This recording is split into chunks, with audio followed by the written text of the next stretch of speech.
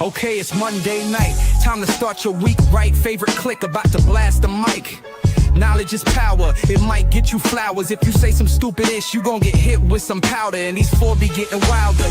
Shooter of the year, my guy Scott T.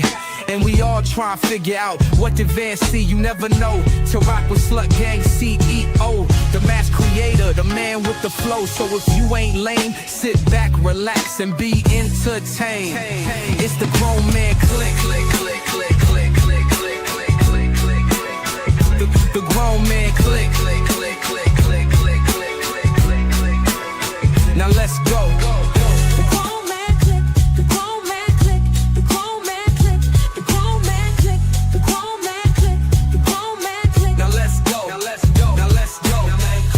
The grown man clique, the grown man clique, the grown man clique, the grown man clique, the grown man clique, the grown man clique. Now let's go. Now let's go. Now let's go. Now let's go.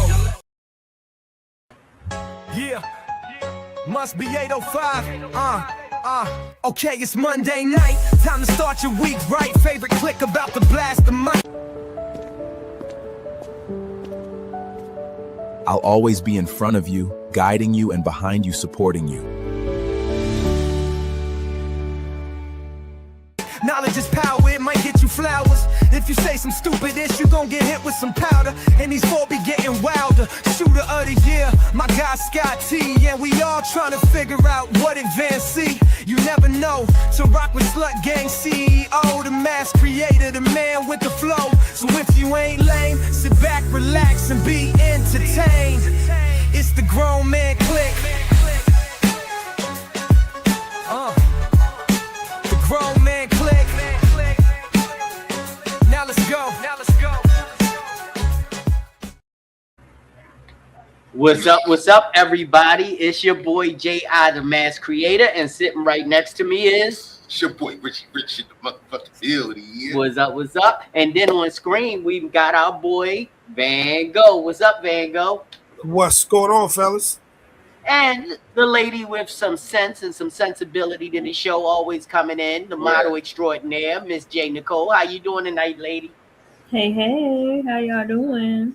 We are doing so good, and this is the Grown Man Clique podcast every Monday night live at 8:05. And as we do at the beginning of every show, before we do anything else, we toast to a good show. So pick up what you love to drink the most for the toast, and to a good show, we say clink, clink, drink, drink. Drink. High quality H2O. Yep. So we're gonna go around the horn. Yeah, make sure you take off. Yep. You good? Play one just to be sure. Push it up. So we go around the horn, see what everybody's been doing since the last time they were in these podcast streets. So Mr. Rich, what have you been up to, Mr. Daddy? What you been doing? Outside of enjoying fatherhood on every aspect, I'm enjoying being right. You know, there's always a blessing of just being right, but I'm gonna get to that in flowers and powder a little later. But it's always a joy just knowing when you say something and you stand on something and it comes to fruition, whatever. Tuition is what you're going to be paying in a few more years. Whatever the fuck it is. We ain't even been to pay 5 minutes yet. Whatever the fuck it is. Shout out Right. And I was right. Okay. And I can't wait to brag about how right I was. Okay. So I cannot wait. Outside of that, I thought waking up early, taking the kids to school with some shit, and I'm realizing they out. There's more shit that they home. I was like, shit, I gotta find something for them to do. I'm sitting around with fiance and shit like you want to go to the PARK? And go, we can spell. Oh my God. Man. Learning curves, but that's it for me, man. Okay, Miss J, what you been up to? Any modeling things going on? What you been doing? People trying to get me in swimsuits, and I'm like, that's not in the repertoire anymore. I I did make the cut for an upcoming show in New York in September. All right. So, just pushing these buttons and just staying in my lane, minding my business. Jay, are you still doing like fashion model gigs and stuff like that? Like runway? Yeah, that's what's New York. Okay. Yeah. I'm gonna send you something. They looking for models. It's probably late. I know, but I'm just gonna send the information. Yeah. And then Yeah. do whatever. Yep. That's it. And of course, let's welcome to the stage the sophisticated Grizzly, the man about town, resident sommelier, Mr. Pedro Barrington III. What's up, man? What's up, man? Can y'all hear me good? We can hear you fine. You You're clear. looking a little different over there. Yeah, because on vacation today. He not in the bear cave today.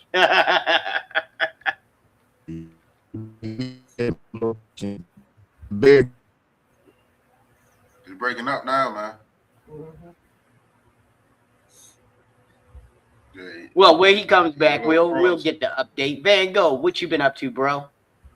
Oh, just a couple of different things. Recovering from twisting my ankle. Mm-hmm. It's going away. It's still got a little bit of pain to it, but nothing that serious. My sister up in Boston just celebrated her birthday, so I sent her a little shout out. Okay, cool. Happy birthday, sis. Did you send her any tea? Huh? Nothing. Don't worry about it. Amish? Boston. Oh. I thought Boston tea, and I was like, it came to my mind, and I'm like, but why would he send her? He's in Boston. Okay. Yeah, and then my aunt, she's actually taking both of her boats out next weekend for her final retirement. Oh, okay. As a school teacher. Congratulations to her. How many years she got? 52 years. God damn. Dealing with them little badass rats. What grade she? Crazy. Yeah. Respecter of town. Absolutely. Yeah, so she's got 52 years of teaching in all the places, believe it or not, between DC and PG County Public Schools. Oh, Lord Jesus.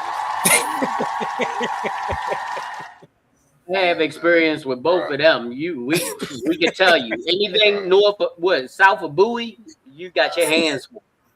Yep. I always drove myself for a reason. And let's welcome our Big Daddy Syndicate CEO, Mr. Vicissitude in the house. What's up, man? Yep. What's up, bro? All right, now that we got you back, Grizz, why don't you tell us what you've been up to in these podcast streets since the last time we seen you? Well, right now the Grizzly studio is being renovated because our neighbors upstairs are jackasses, and the ceiling has a big hole in it from his water heater leaking, and it was right over top of my fragrances and my desk and my equipment and all of that type of stuff. So, snap. Yeah, so nothing got damaged outside of the ceiling. The fragrances I was able to move those in time, got my desk and everything out of the way in time. So right now we're just waiting for the restoration company to come in and dry out the ceiling and then put up the drywall and all of the stuff and put back in the insulation. And I will be restacking the shelves. I wish I could show you guys what the shelves look like right now, because they're bare bones. Matter of fact, JB saw it earlier. They are bare bone. My Grizz, if you need somewhere safe to keep your colognes while they yeah, you see him. You see him right here, though. You see him right there. I'm opening up my home for you, man. Like, no, we good, bro. I appreciate you. I appreciate that, but I appreciate it, brother. But no, we good. So yeah. What's up to the Peanut Gallery? All our commenters in the house. I see y'all over there. All right. And I guess that goes over to Mr. John. What you been up to, man? I know you always traveling up and down the highways and byways getting to them gigs. So what's up with you, man? Where you been? What you been doing? Not much, just out here being some hose daddy, Figure to be proper for the theme of the show today. Yeah. But we weren't talking about that kind of daddy, but if that's the daddy you are, that's the daddy you will be. Well, It's either that or I'm a cat dad. I don't know if you want to talk about crazy cat dad. I'm just saying. I mean, yeah. Right here, so. Oh, guess that brings it home to me. Actually, I had a pretty mild week. I had a couple shoots. I actually shot. I did something that I don't normally do. I went to a shootout. What? At Graffiti Alley. Excuse me? Nice. A shootout at Graffiti Alley. Two things that I don't do. But what happened was, well, I had a cancellation and I ended up going down to Graffiti Alley because don't put that up. One of my friends from a long time, Alicia, she was doing a shootout down at Graffiti Alley. She was in one of my first ever the Diamonds and Pearls video that I did, Jay, back in the day. Remember that one where y'all had body jewels on your faces and stuff? She was one of the models in that, and she was doing a shootout down at Graffiti Alley. She kept asking me, but I actually had a shoot that day, but it ended up being that they canceled. So I ended up going down Graffiti Alley, but I got a chance to shoot her daughter, and I'm not going to mess up her daughter's name, but her daughter and her were amazing. We had a great time. And then yesterday, because I'm serious, all week I was working on like stuff from Base Match Clothing. That's the clothing brand that I shot a couple weeks ago, and I've been working on getting all of their promotional stuff out of the way. And so this weekend was the first time I really got a chance to really pull the trigger. And yesterday I had three of my most fun, amazing people that come through. Sarah, Asia, and Carla came through, and they brought in two of their friends, Goku and I forgot the other girl's name. And did Goku. And they did the Spice Girls. And Jay was supposed to be a part of it, but she actually had a previous engagement because Jay would have definitely fit in. She's actually worked and done stuff with them when they've done their cosplay before. So that she would have been perfect for this. It actually was really fun. It turned out really cool. I can't wait for people to see the images. Jay, that would have been fire. But good Raleigh Ruffle boy. I can't. Well, so anyway, and also this weekend, I found out that and I told Jay to be, I think Thursday or Friday, that we are actually going to be published in a magazine for the shoot that we did. And nobody's seen these images because I kept them under lock and key. Big shout out to my boy Ezra, the professional down in Atlanta.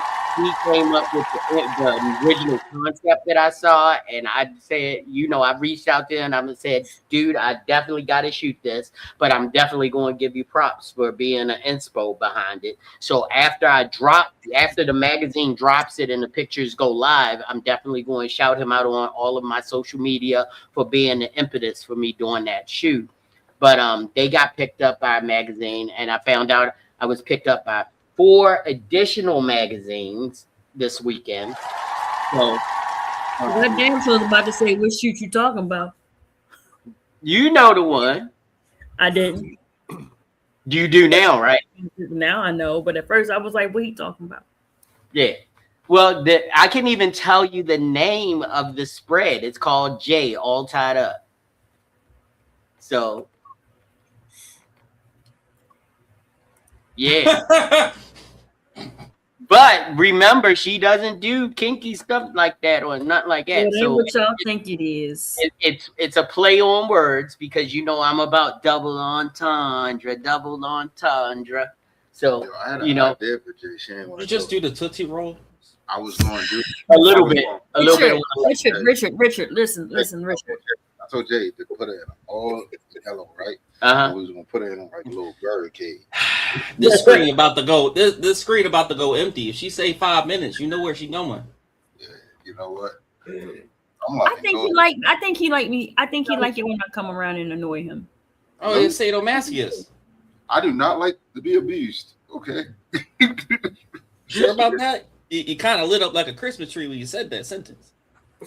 Listen, I'm already lit, so it doesn't matter about the Christmas tree. All right. So I want to do something different today. Okay. No, I don't. No, we're gonna keep it straight. We're gonna keep it like we already do, always do. I was almost ready. Because we've all given our week in review. So baby, I want you to take us into our most highlighted segment of the day. It's part of the day that everybody lives for, the flowers and powder. So let's hit it right now.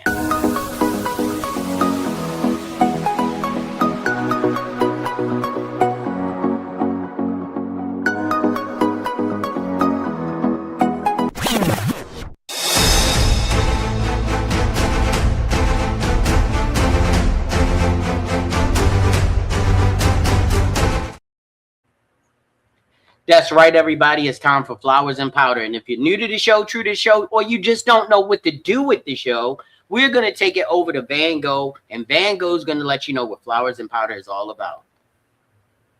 So, Flowers and Powder is the segment of the show we do each week.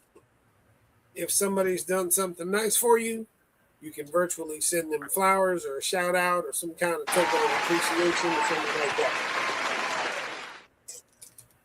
But if you've got that one jerk at a party that seems to be trying to flirt with or sleep with 3 of the girls at the party, go ahead and kick him down the steps and then roll a keg down behind him to let him know that that's not acceptable. That's like some hater shit. No, that's not if it's not a swingers party, he totally out of line. No. I mean, they still might be welcoming that type of action. Would you say, Jay? They might still be welcoming that type of action, although it's not that type of party. It might be. Oh, I mean, if they welcoming it, but if they want to roll him down the stairs and hit him with a keg, then I think he in the wrong party. Don't hate the player. Hate the game. Mm-hmm. Well, in that case, you can kind of hate both because it wasn't that type of party and it wasn't that type of game either. Damn. All right. So as we do in this segment, we ask you if you have some flowers or powder that you would like to disseminate, wave that church finger in the air, and we will get to you. But at the end, we're gonna wrap it up with Mr. Vicissitude. And Grizz got beat out this week. You actually won short. We gotta go to Rich. Rich hand is up twirling in the air. Hey, let's talk about it. Listen, I want to give power to the people who does not understand. I don't care if it's male, female, dogs, cats, hoochie, trans. I don't give a fuck who I'm talking to right now. When someone who has vision speaks, shut the fuck up. Listen, okay? I had vision. I had such vision that I told motherfuckers, Knicks in 5. Okay? And I was Oh my God. I was motherfucking right. Fucking right. $200. know that he can get up on the chair like that. Yeah, nigga, these sperms from looking at the baby. No, I'm saying any normal size person couldn't do that. How big is that damn baby? Hey man, listen, you do crazy shit with the baby, like. No, you don't. Oh, I ain't supposed to do That's that. I called don't do sudden infant death syndrome when you shaking a baby up like I don't that. do that. I don't do that. I don't do That's that. shaking baby syndrome. Listen, back to me being right. I mean, there's a reason why Rich is the way he is. So Being Give right. me flowers. Somebody should Yeah, Nick just had people arguing with me like, no, this ain't gonna be a sweep. Like, nah, nigga, y'all not watching basketball. Clearly, it's not gonna be a goddamn sweep. They was like, no, it's gonna be Knicks in 6. I'm like, nah, nigga, y'all not watching basketball because you got. So how that FanDuel account looking? I ain't got FanDuel. It was niggas in my job, nigga. Now I got to press up on niggas. Now that's the fun part. That's the fun part. I feel you in. on that shit next week. I'll be in on next week. But sure, just know if y'all watching, a nigga's coming for you. All right, and then the second finger that I saw waving was my Grizz Barrington the third. I gave you both of your names because you gonna come with the flowers and the powder, or maybe it's all. Oh, it looked like it's all powder tonight. Oh yeah, we get it out. Yeah. So Well, you gotta give a little bit of. You got. Wait a minute. You gotta give a little bit of flowers because we are breaking out one of them snickerdoodles right now as we are off screen. I'm gonna give flowers to the TFCC Corvette Club for being an amazing host over the weekend, where I was able to sell out all of my cookies. The only cookies that made it back in town was the ones that JB got right now. I want to thank all of the Corvette clubs out there that showed up and supported your boy. I appreciate you guys. And we now have to go to the Hold on. We want to give you a shout out. You see that box in the middle of the table?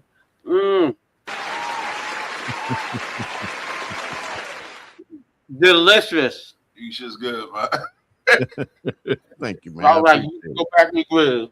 So now we go with the powder. So this is a multi powder tonight. First of all, first powder. I love supporting Black-owned businesses until the Black folk don't show up.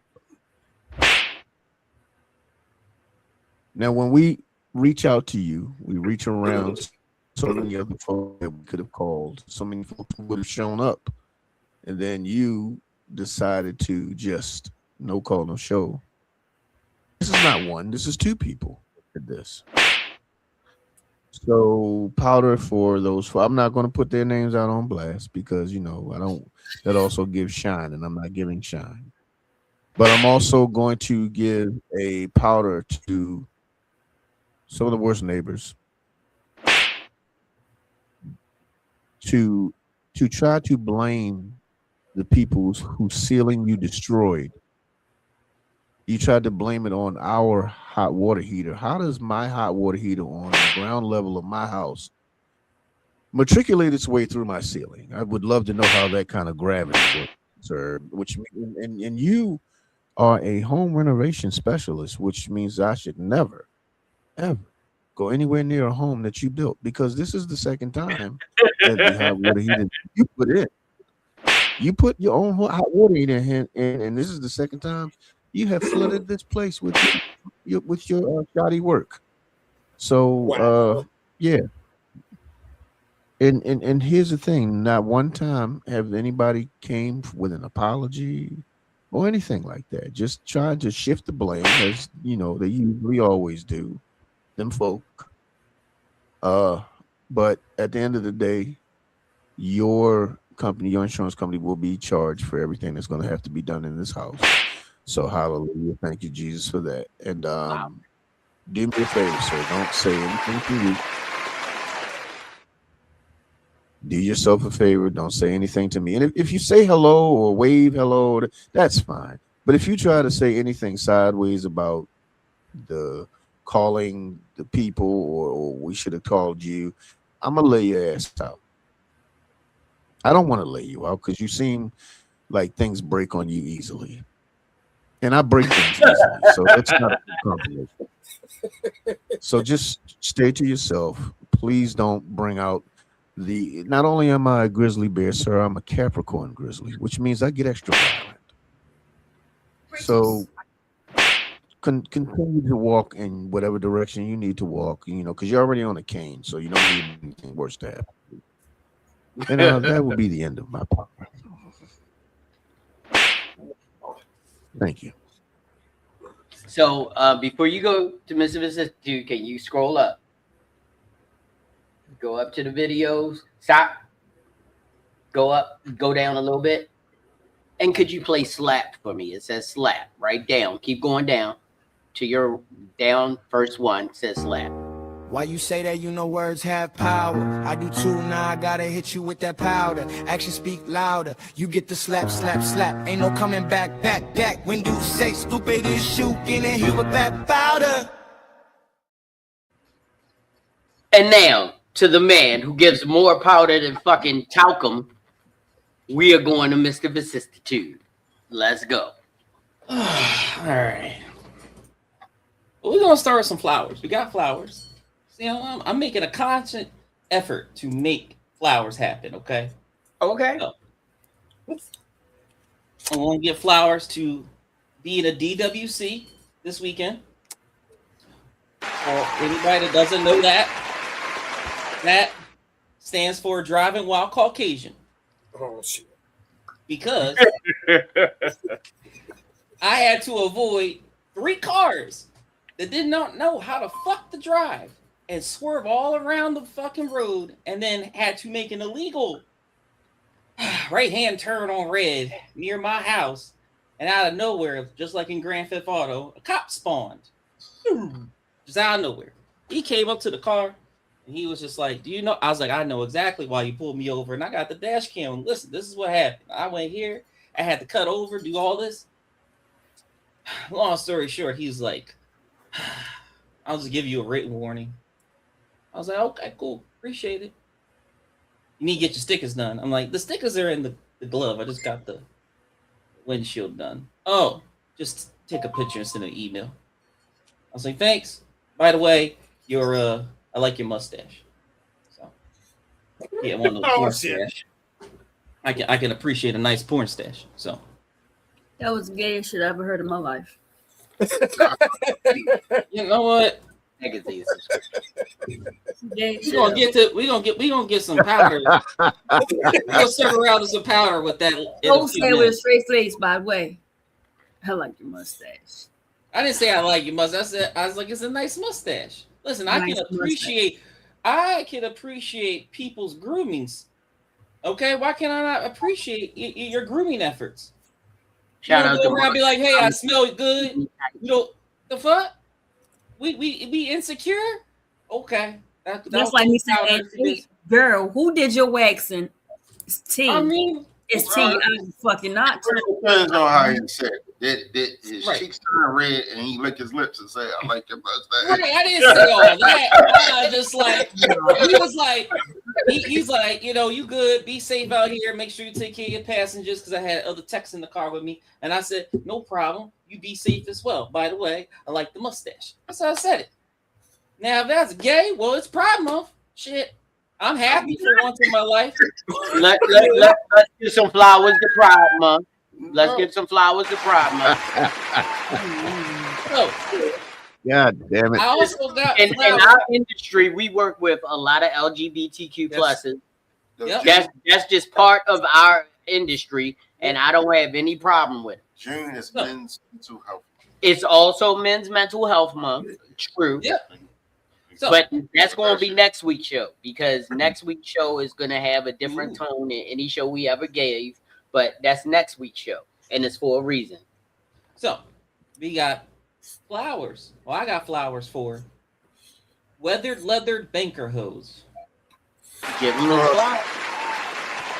Like, one in particular, I want to say. Let's decompress. Weathered leather banker hose. Yes. So let's just let me recap real fast. While I was sitting, on one of my mini escapades, going through my new, my current client, Titty Bank. We'll say it that fast. You'll know. You can put two and two together. No more pretty nice Gucci. I happened to be stopped dead in my tracks and saw a very highly attractive older woman who happened to be a regional manager. I ain't gonna say her name because she'll probably kill me. Trying to get some loans and mortgages out of her eventually. But yeah, we went out. Yeah. We ended up going out a couple days after I met her, and it was very interesting. It was fun. It was great. That's all I'm saying. It was a great time. I was out all fucking weekend. I ain't take nobody's calls. You can put you can have, go at your imagination's content with the rest with that. So No, yeah, thank you. I like the older folks. I always like the older folks. They're more traditional, you know? Yes. You know, they're more traditional. They get it, they understand. You can court them, you can pick them up. They understand why you walk on the outer part of the sidewalk. Don't look at you fucking crazy, you know. It's fun. It's nice. You nice, you They know. fix you breakfast in the morning and they goddamn stockings roll down to their knees. You apparently have a vivid imagination already, brother, because that's what happened on Saturday morning or Sunday morning. But I gotta ask you, because this will tell you how old she was. Did she give you bacon or scrapple? she had bacon. She did not have scrapple, unfortunately. So she was only 60 plus, 60 minus. She wasn't over 60. Correct. Yes. Yeah. Yo, chill, because I got scrapple in my refrigerator and I'm not. Oh, no. I'm making my scrapple in the morning. Yeah. No, hold on. No, that's a sign when after sex sign. If they fix you scrapple after sex, they're older. That makes them a little bit older. If they give you that bacon, It better be bacon. wait a minute, or slab bacon. All right. Did she have a I was. What? She said, "Ooh, baby, my hip." No, not that old. No, she wasn't. Get the bed gay. So, like the other one Yeah, did. Welcome John to the stage. John is here. What's up, John? What's up? What's up, everybody? You know, there was no anal play of any kind like that with hands or puppets and nothing like that. It was kind of normal, you know. But she's this is where we're going to transition to powder. We're going to transition to powder, all right? All right. Okay. Before you do, I just got one question. Because damn it. What nursing home she live at? Listen, if people that are the regional branch managers of TD Bank can be at a nursing home, then this world's more fucked than I thought. Some of that granny poon. So, y'all can hate it all you want. I'd rather deal with that than some young hoe that don't know her head from her ass. Hey, did she take her dentures out? Sadly, I was very upset that she did not have that. I was hoping she had. You were trying to get the velveteen rub. Yes. When I'll tell you this part of this story. When I met her, I was on the phone with Jay. I was like, ooh, just like Jay does when she looks at cake. And basically it was like, don't do me like that. Do not do me like that. And then I saw her teeth and they were like perfect pearly whites. I'm like, I'm hoping, Jay, that she can take them out. I'm hoping. No, she had implants that are actually in. So I was like, damn. She got permanent implants. She got permanent implants. But that's okay. She's still no velveteen rub that night. Right, that's okay. That's okay. Don't give people names out. No. Anyway, that transitions to my powder. So my first powder is not towards at that particular woman, but in general, women that don't like green flags. You get everything you want. You get everything you want. Guy comes by, he checks off all your boxes in your head. The same shit you be talking about 52 Sundays a year when you go to brunch with the girlfriends. He does everything you want. But because of that, he's a green flag. You don't want him. You want the red flag. The one we've talked about a few times that be on the corner doing that Baltimore scramble with the 20, baby mamas. You want to be baby mama 21. That's gotta stop. That's gotta stop. Not seeing like that because y'all got the same motherfuckers up there too. Don't do us like that. Listen, Baltimore Scramble sound cooler than Zombieland, but Zombieland too. Bath salts, all that shit. Yeah, up here. Yep. Yeah. Listen, your foolishness. We out enough. So to circle back to something that was just said. No. Prior. No. Friends should not be checking friends' asses out. I'm just gonna leave it at that. I ain't saying no more. What? Exactly. What? Friends should not be checking other friends' asses out. Negro, what? Why not? Hey, wait a minute. Why not? Do you want, No homo. do you want context on this? I'll give No. you context. I don't. Yeah, please. I want zero context on this. You gotta have because it's Pride Month. You gotta have context. I was driving around and I was in the car. God forbid. Chris, you already know this story. I was driving around You in the are? car. Yes, I told you this. I was driving around in the car. And I'm looking around and I'm in Center City trying to find parking, doing loop-de-loops and shit because it's hard to find parking. And I'm driving and I look, you know how us guys do. We look at women. We're like, okay, that girl look good. Okay, maybe not this one. Maybe she got this, but not that. You know, I just looked at a girl across the street. I was like, she ain't got no ass. Out of nowhere. This fucking one over here. Talking about something. You ain't got no ass. Wait a minute. Hold on. Time out. Why are you looking at my ass? That's what I'm confused about. Well, I got eyes. Listen, I got eyes too. I am not. No. Give the context behind that. Oh, there's more. What? A bullshit? A bullshit? A bullshit. A bullshit.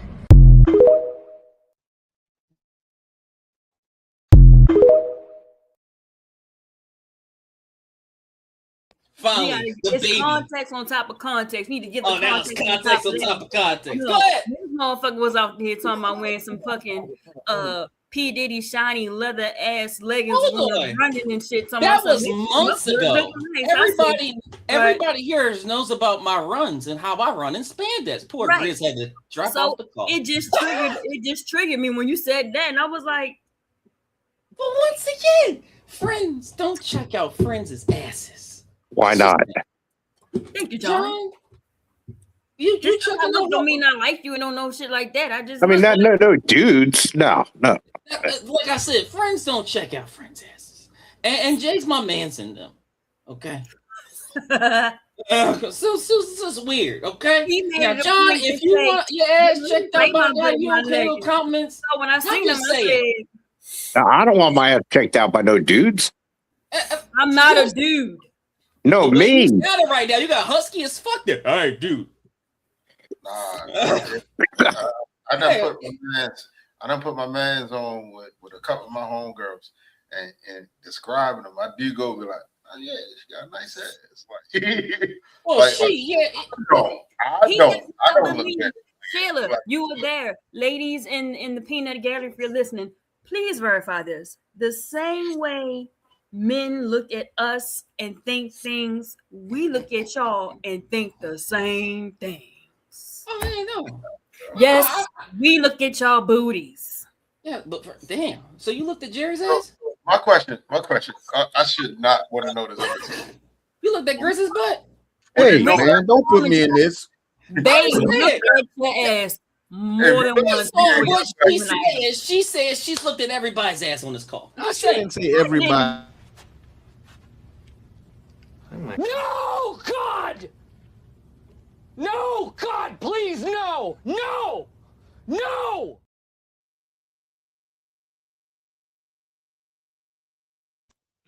She did not say everybody. No, I did not. He made it a point to say that when he wears his little shiny leather, around, they said his butt looked cute. So I seen him again. Wait a minute. First of all, that's a separate first of all, that's a separate conversation. Time out. Let me get it right. John told you when he wears some shiny leather pants, somebody told him his butt looked cute, and you went out your way to say, no, it don't. As a friend, man. but yeah, and then what you looking at my ass for? And second, if also you added shit. Okay, because I saw this shit months ago, and everybody knows about me running in spandex because I'm a runner. That's how I work out. It was just like, oh shit, he mentioned that. He mentioned that. So wait, by the way, he has no ass because he's talking about this girl on that she didn't even see. Huh? It don't matter. We just gonna leave it at that. Friends should not look at friends' Did I asses. not clearly explain the circle of trust to you, Greg? Right, the circle of trust is very weird and violated at times. I don't know how I feel, but that's okay. It's all good. So, I got two more. Durka Jihad Google interviews. Okay. I had this company who called me for the last 5 years, wanted me to be interviewed for a job, be in their data center, want to give me a contract. These guys apparently did not read my resume and asked me the dumbest shit. Set me the fuck off when they asked me about a fiber question. And I was just like, why are you even talking to me? You didn't read my resume. You don't, what's the deal? You don't want to pay what I'm worth. What is the point? And all I could hear in the background, what's up? All I could hear in the background was What's up, chicken. Raphael? That's my Chickens boy in the- up in Delaware. What's up, Raphael? I heard chickens in the background. I was being what? interviewed by an Indian on a chicken farm. Oh, don't you just love that shit? Yeah. And don't get me wrong. Listen, you do what you gotta do to put money on the table. Put that food on the table. Put that tikka masala there. Do all what you gotta do. Okay. Love tandoori chicken. Jay loves the naan. Okay. But you ain't gonna sit here and disrespect me and my abilities because you know what I can do because you read everything. And if you didn't read everything, you're wasting everybody's fucking time here. So I'm gonna need you to do better, Google. I'm gonna need you to do better. If that's really who it was. It could have just been a scam for all the fuck I know. Those roosters are a clear giveaway. Possibly. You'd be surprised what I hear on the background of a conference call in the middle of the night working. So, wow. Anywho, my last powder is, and this is kind of posing a question to y'all. Y'all ever meet a hoe that's like Forrest Gump? God, what? Lieutenant Dan, you ain't got no legs. Please explain this. like you ever sit down? I met somebody. I met another woman. Can you? I don't mean to. Can you describe a Forrest Gump hoe? I'm going to right now. Please. I was sitting there and I was meeting this woman who, happened to be interesting, to say the least. And every time we would talk about something, or she's people watching, whatever, she would sit there and say, well, I used to do that. Oh, okay. You used to be a tech? Okay. And then we'll talk about something else like religion. Oh, I used to be a pastor. Huh? What? Oh, Praise Jesus. Right. Or I used to do this, or it just got to the point where I was just like, how many things have you fucking done? But yet you tricking still. Like you don't even have your own place. The fuck are we doing here? Like, what kind of hoe are you? Like, A lion. Hey, Chris, can you send the link to Rev Rogers? I got you, bro. Oh, just in time so you can give me some holy water. Blessed thee. I don't understand that. Like, it's like the guy who has all the keys. He got keys to everything, but they don't go no fucking where. He just got keys. It's like, what do we fucking do? Who are you trying to impress? Like I'm not. You can't justify your $555 an hour, fee to me because I don't pay for sex. I just wanted to know who you were. Hey, Shauna. Long time no talk. Hey, Shauna. Hey, Miss Shauna. And I just didn't understand. Right? Like I don't. And that much water in Atlantic Ocean, my guy. Just say it's a one-way ticket to hell. Why don't you? Like, I mean, I already knew that, but that's the point. So I just don't understand. I don't know how these women be coming across. Maybe they saw the Indeed postings for me looking up hoes and trying to hire them all for my syndicate here. But just so you know, because of what happened this weekend though, y'all have to be older now. Slut Syndicate needs older people involved. I can't have young bucks. Can't have the YNs, can't have the young bucks, can't have the young girls. Over the age of 60? Not over 60. We gonna go over the age of 40. Okay, over age of 40. I think that's fair. Still gotta be, go through some testing, some other stuff. See if you know what 2 + 2 is, what a bank account is, to see, if you know not to trust anybody named Jenny, stuff like that. Other than that, You know, we gonna have to vet them more. But I'm not doing the young folks that listen to Cardi B and Megan Thee Stallion and that fuck shit. So let me tell you right now, like, and it's no slight to you, John. Oh, I know it is, but go ahead. I hope you know what you get into, because them women that's up there, they play a different game. They play a different fucking game, shorty. I'm letting you know from experience. Nigga, You ain't getting them drunk. Yeah, nigga. I don't want them to get drunk. It's not even about drunk. Listen. You ain't getting nowhere above your intoxication. Yeah. Yeah. I mean, I'm not trying to out drink anybody here. I'm just kind of Let's welcome Reverend Rogers to the stage. What's up, Reverend Rogers? What's up, bro? What's up, Rev? People that don't act like they Forrest Gump and act like they've been running and like I'm just like, what's wrong with you? You've been tricking, but like clearly you used to be then it was like you used to be a vet, you used to be a plumber, you used to do all this shit, and it's just like, bro, what are you doing on the streets like today? Like, I'm confused. You're a cat daddy, right? And so they live different lives.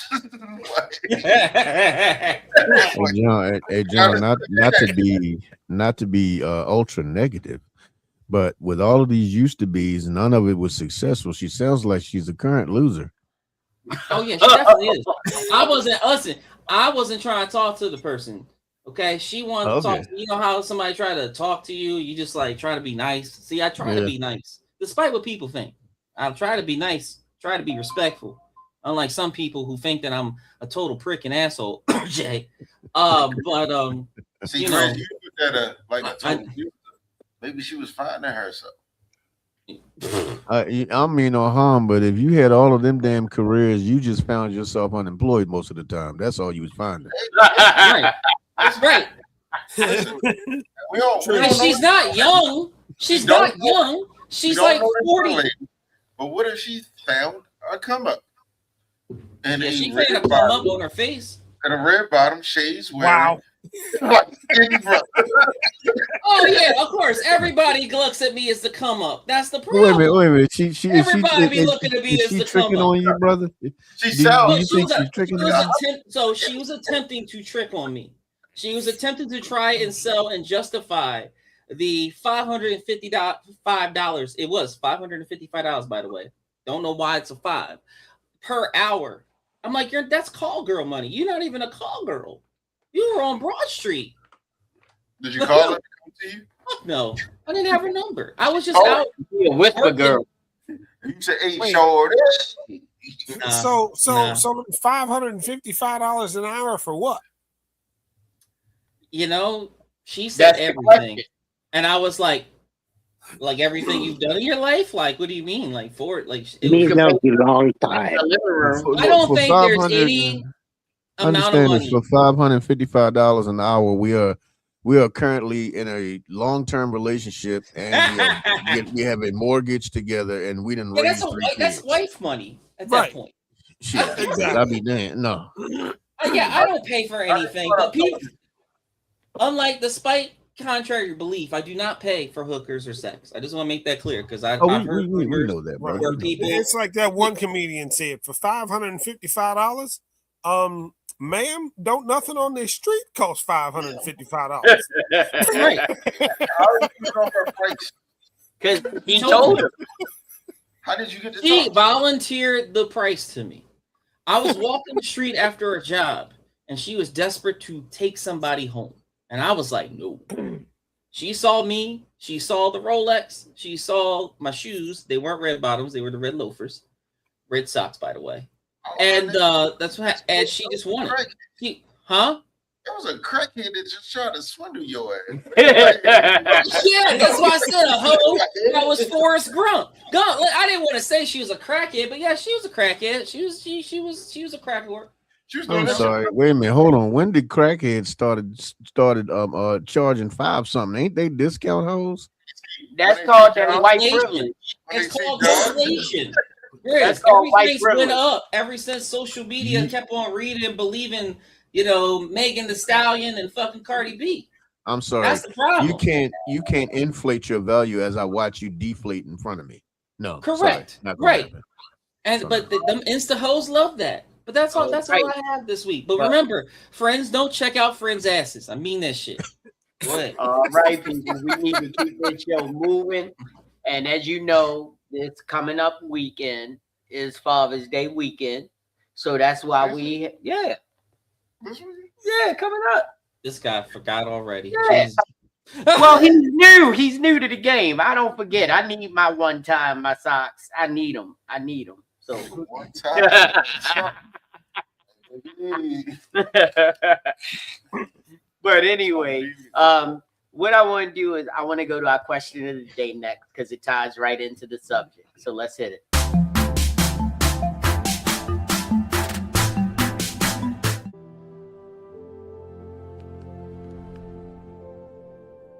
If you could change fathers, who would you choose?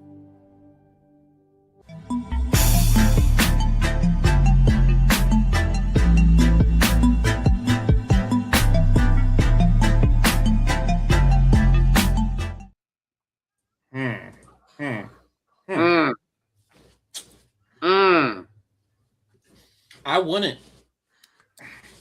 I don't think I would. Oh, I would. Really wouldn't. I would. You know who I would choose over my father? Who? God. He's always been your father, though. Man, God.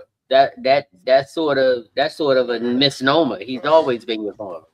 You know how dope it is to be God's son? Like, the one. Well, it didn't work out that well for his first kid. Just saying. Wait a minute now. Hold on. I didn't understand. I was just like, whoa, what is going to happen? Hey, man.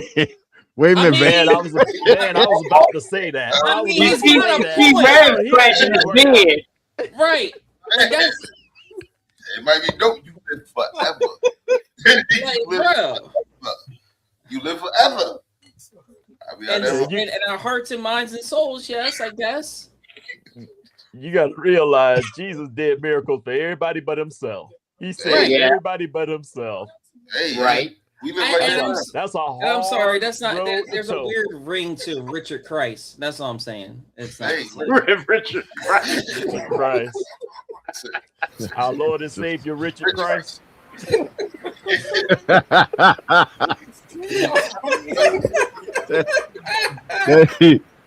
Well, that just sound like he about to smoke a. You know what? That sound like he about to smoke a pack of Pall Malls after he preached. What? So the reason why I picked this question is because everybody has these different relationships with their dad, but a lot of times the relationships that you have form who you are as a human being, be it good, be it bad. Whatever you've experienced has made you who you are today. So if there could have been a change, if there could have been someone who was more influential to who you are today than your father, would you have chosen them as to be your father? No, I wouldn't change it. I feel like that changes the whole dynamic of my life and my story, for better or for worse. Believe it or not, my father was perfectly created to be my father, because so much of who he is what I'm starting to become, and even the parts that he wanted me to be a better portion of him have started to get into that point. Now I will never say that I'm better than my dad, but if I would go by my dad's example, I've gone and done a little bit more and moved a little bit further than he has. Number one, because of his tutelage, his teaching, and his love. So I could never choose another person to be my father, because my father was perfectly suited to be my father. That part. So in other words, the person that was your father would have been the piece to make you, so you wouldn't change. Exactly. Mm-hmm. So now, y'all know I have never ever put this man on our podcast ever, but I've got a video for y'all because this has been one of the most introspective times when I put together a podcast. Like putting together this dad's podcast was really emotional for me. But check this out. Your father is the only man that has ever wanted you to be better than him. There ain't another man living wants you to be better than him. Bruh, I've never heard that. There's no one. Your father is the only man who wanted you to be better than him. I love you, man, but I don't want you to be better than me. Your father wants you to be better than him. And when he dies, you realize it. And the part that fucked me so bad was, I don't feel like crying today. I didn't have nobody. When my daddy died, I didn't have nobody to say they was proud of me. Mm-hmm. Pulling at my heartstrings. You cutting onions over there, Jay? This show was the hardest show that I ever put together. Yeah. Because I'm going through so many different videos and looking at so many different testimonials and everything about fatherhood and you know, coming up on Father's Day. You know, I lost my father over 10 years ago, but you know, that was a different relationship. And, you know, we've all had different types of relationships with our dads.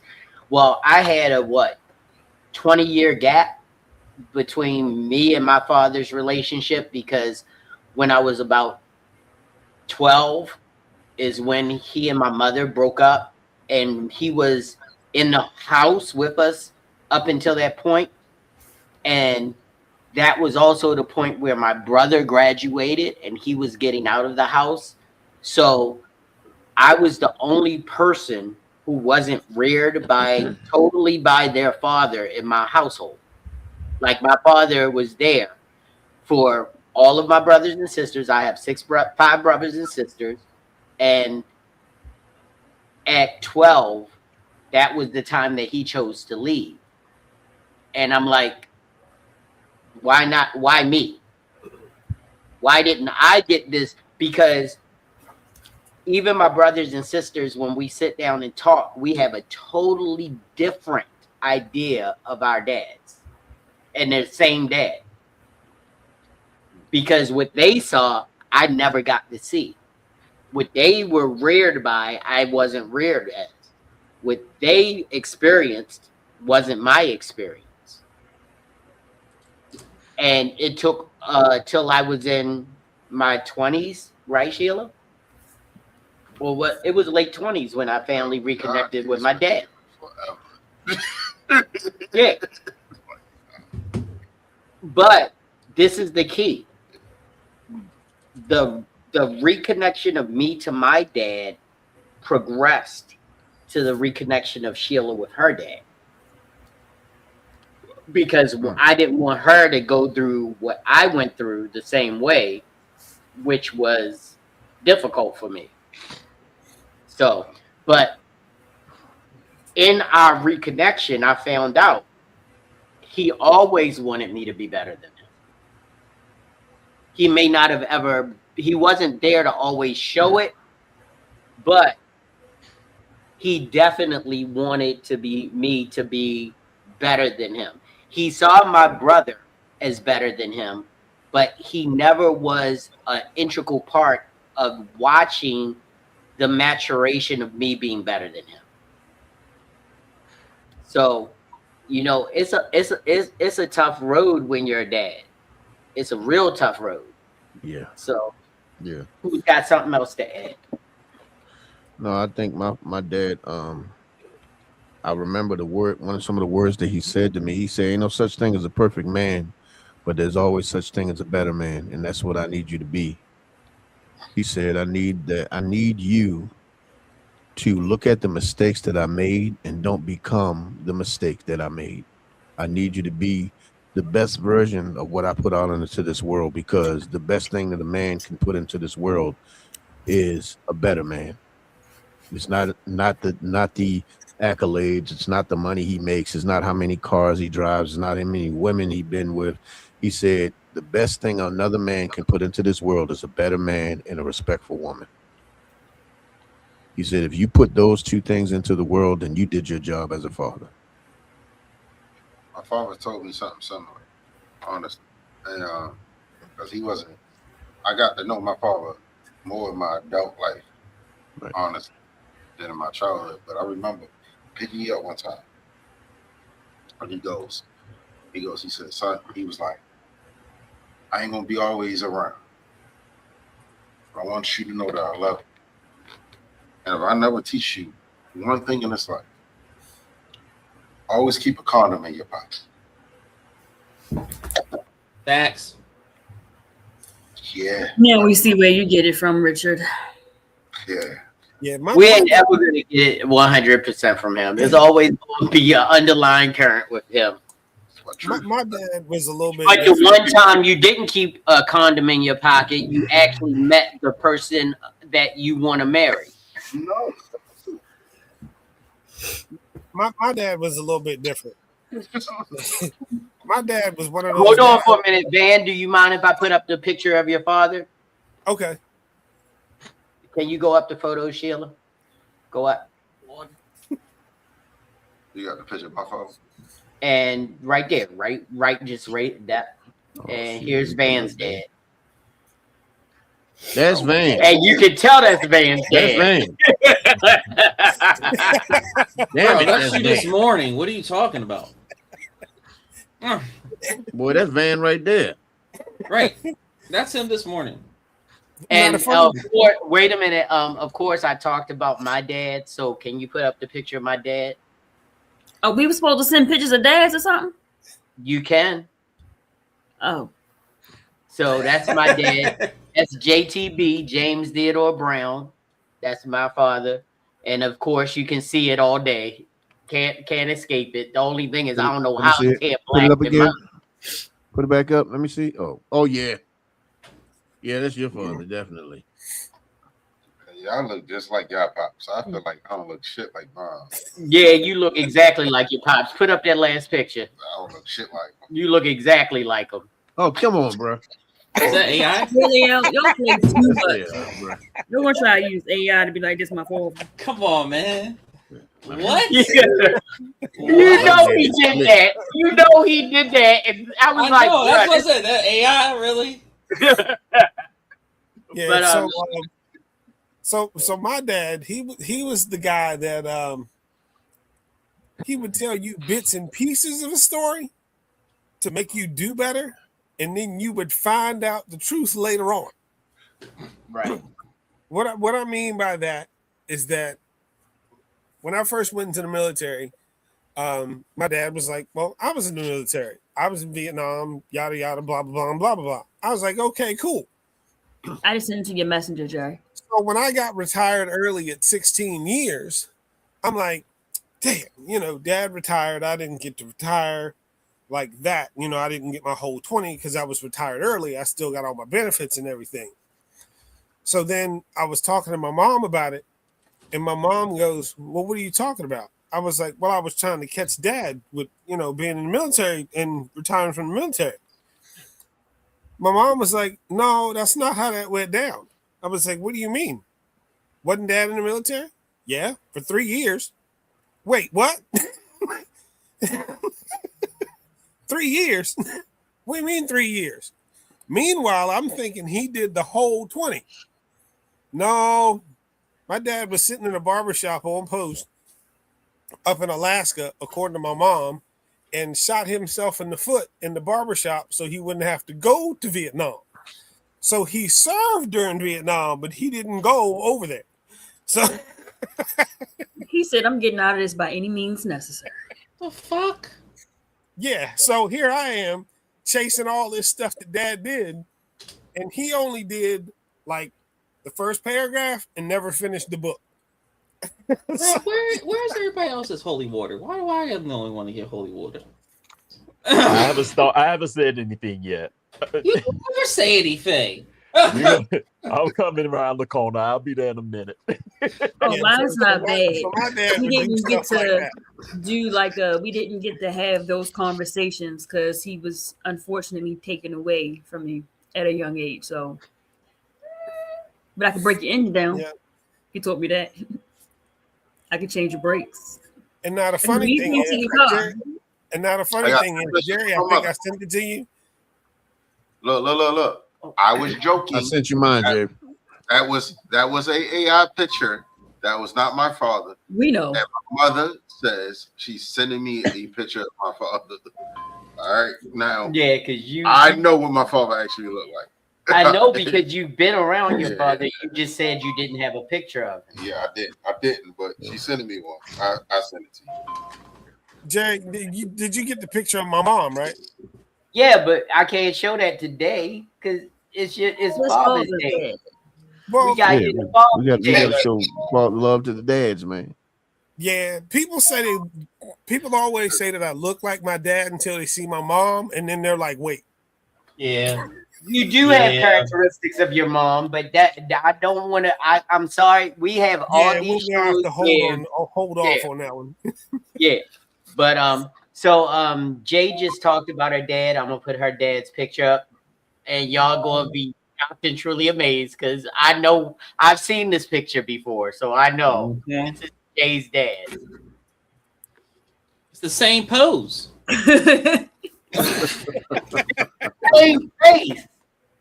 Same everything. Yeah, dang. Jay, you look like a nigga. I've been saying that since day one, but no one listens to John. Listen, that's why all the little biddies was on him. That's why my mother was just like, "Oh no, that's me." So I want to show Grizz's dad because Grizz already talked about his dad, and then we're gonna go to Reverend Rogers so he can talk about his dad because he sent a picture of his dad. Yeah, I don't look shit like my dad. Yep, that's Grizz's dad. Wow. Yep. So the picture I sent of my dad is his profile picture. That's Pops right there. On Facebook. Yeah, he sharp as a broke dick dog on that picture. You can't use no new terms when you talk about that picture. No. He sharp it in the look like he smelled good. Alcohol. Right. You gotta use them old terms. Trust me. What was the other one? Came from Clean him. as the Board of Health. This is some of the stuff that came from him. Like this here, yeah. It looked that like Car he Noir, smelled he good. had that on lock. Yo, no, it's Now, when y'all you see send it to mine- my Facebook page. Yeah, when y'all see mine, I don't really look like my father. Like, it is what it is. Oh yeah, you do. I see you. I see you and your father. That's the beautiful thing about. That's the beautiful thing about people.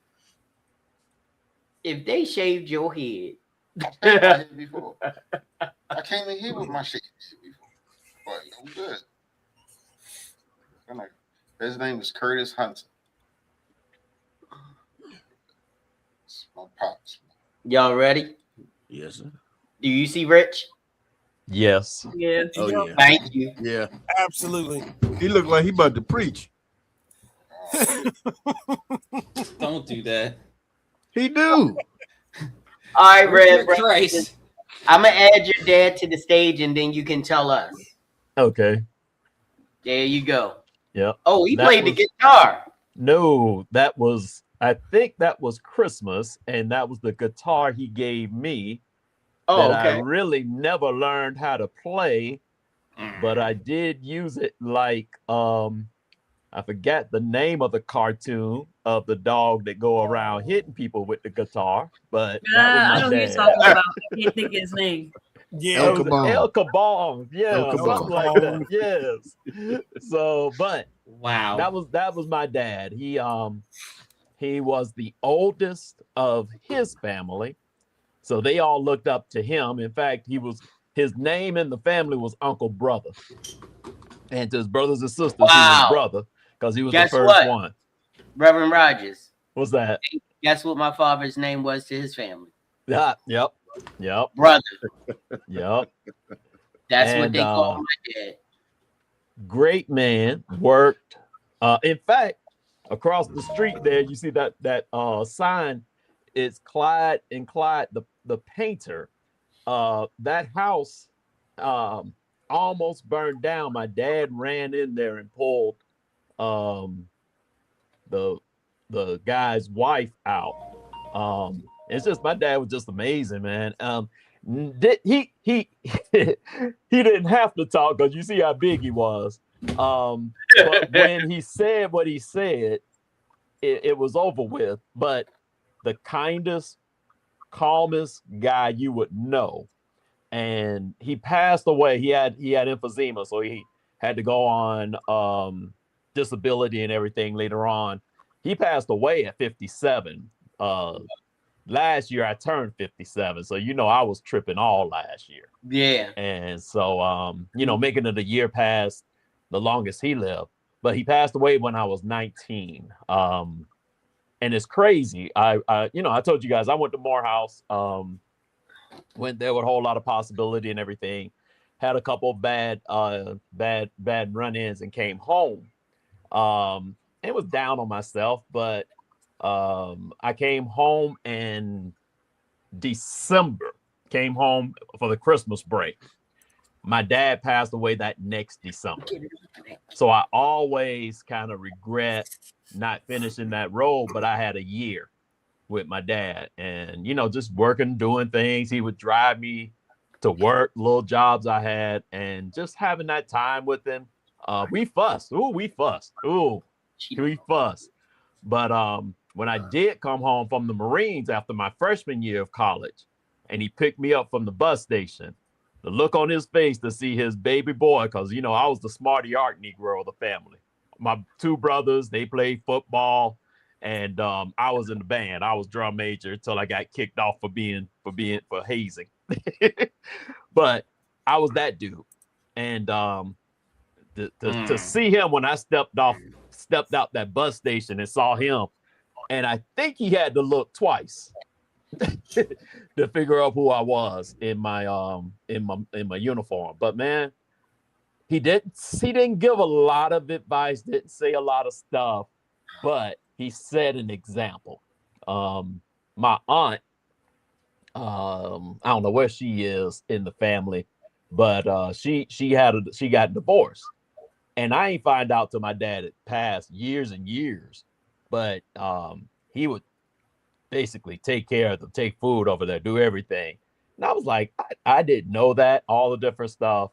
Not this January, but last January, his brother was 3 boys. So the middle brother, he was 2 years younger than my dad. He passed away, but he would always talk about my dad. So when you had that question, who would I change? I would change to have him again. All right. Not just the first 19 years, but the additional years. And now he was the kind of dude, man. You come in, you go get a kiss on the lips, and when your boys around outside and your dad, you too grown to kiss your dad. No. But I did that with my son, and so it's just those things, man. That Father's Day means a lot. And when you said too that, when Steve Harvey said that you don't have anybody, he didn't have anybody else to say he was proud. I've been blessed that when my father died and we had his funeral on Christmas Eve in 1987. My uncle, his brother, looked just like him, big too. He came to the house after the funeral, after everything. I was at the house. He came, he said, "Tommy, come on, get a bag." I was like, "Huh?" "No, get a bag." Took me to his house. I woke up Christmas morning in his house. And I don't know how they had time to get me gifts, but I was just one of the family. So I've had people like that. And my pastor who baptized me, married me, baptized my 2 kids, licensed me to preach, ordained me to preach. He's still preaching, and he is another father in the ministry. So I've been blessed to have good, strong men role models. Yeah. You said you had somebody that told you to go get a bag? Yeah, my bag uncle, so he get bring his gifts. Oh, the pack a bag to come to the house. Yeah. You sure you're not from Baltimore? That's a different bag. You sure? That's a nickel bag. Anyway, leave him alone. But All of you, hold on. Don't say Let nothing me about say Baltimore. hi to, All of let me y'all say hi to Southern. Tony Chappelle because he's in the house. And he said another Marine is in the house, sir. So Hey, Tony. shout out to the Marines, Tony Chappelle. Keep it going, keep the show moving. Only because there's a lot more to unpack. And one thing that I know about being a dad and being a father is that this isn't a choice, it's an assignment. And let's go to the video. Fathers out there, your children is your assignment. They're your assignment. They were gifted to you by God, right? For you to steward their life while here on earth. That's the reality of what we're talking about. Let's just get down to what it is. And what you do or don't do will impact their destiny and their purpose. 100%.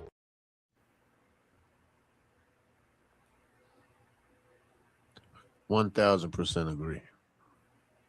Right. 1,000.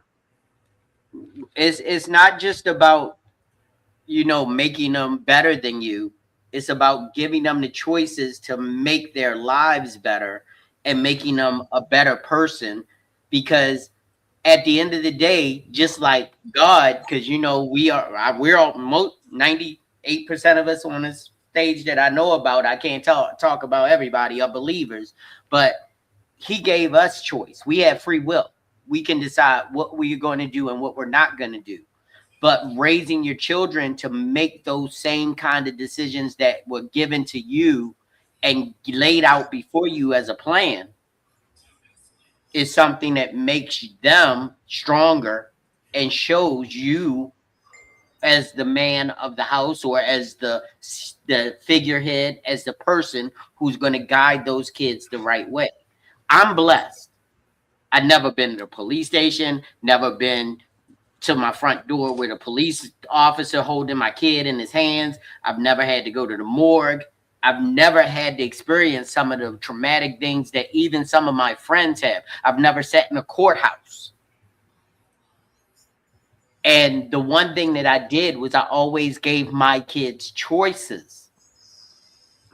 I told them what I wanted them to do, but it was still up to them to decide if they wanted to follow that path or go another way. So you are a steward, just like I'm a steward over my relationship with my wife. If I don't produce and perform and do the things that I'm supposed to do as a father, as a husband, to make sure that I'm guiding everybody down this lane of life that God gave me the right way, I may not be sitting here right now saying the same things that I'm saying now because we've all made choices. And those choices could get one or the other way, and your life could be totally different. Yep. I could be sitting here, a divorced man of 37 years instead of married 38. It's all in how you steward and how you look at what you were given and making the right choices to make it right. Grizz has raised an amazing young man. You're about to raise an amazing young man. Young men. Well, you are raising two, and this is your first shot at fatherhood. Even though you have two kids, I'm just talking about, I got you. You got an RMF, we know that. Ready-made family. Party 5. Yeah, you got RMF. But the whole idea is that feeling the energy from becoming a father, you will become the father of the other two by how you raise him. It's all in the choices that you make to get him to the finish line. There is no finish line, by the way. I want to let you know. 18, you could throw them out your house, but guess what? Your checkbook will follow them where they go. I thought that's what got humble. Yeah. Why stay away from that infinite mortgage? I held my son in my arm, and I said, "Thank you, baby. You made me a father." And my oldest daughter looks at me and was like, "Nigga, you was already a father." I was like, "Oh yeah." And she was like, "You forgot about me already?" I was like, "Nah, never, ever." like I had to switch back, and I was like, "Shit." I mean, I've never experienced that, and that's why and if I disrespected anybody in their family by saying what I said, I'm sorry, because I never experienced that. Like I've never had to take on the responsibility of a family before I had my first child, as biblically had my first child. So it's like I know that you were a father to the other two children before your child came to be. Absolutely. That you helped birth, because your Jasmine did all the work. You just was like, I'm the daddy. You was like Bernie Mac. Howdy, Pappy. I did a lot of nothing. You did a lot of nothing. That's right. Nothing. I'm not sure that's the word he was using. Pappy. Nothing. Every week he was saying something different. A lot of something else. I'm talking but anyway, I mean, how do y'all feel about that? About being that you are on an assignment? Oh, I agree with it 100%. That's why I don't have children. Yeah, why? I take on the mantle with pride. Yes, it is. I take it on with pride though. How you talk to the bitches you fucking? This is why you ain't got children. Wow. No, that's not true. I've had many women ask me to give them kids, and I'm like, no. I ain't talking about in their throat. No, me neither. Wow.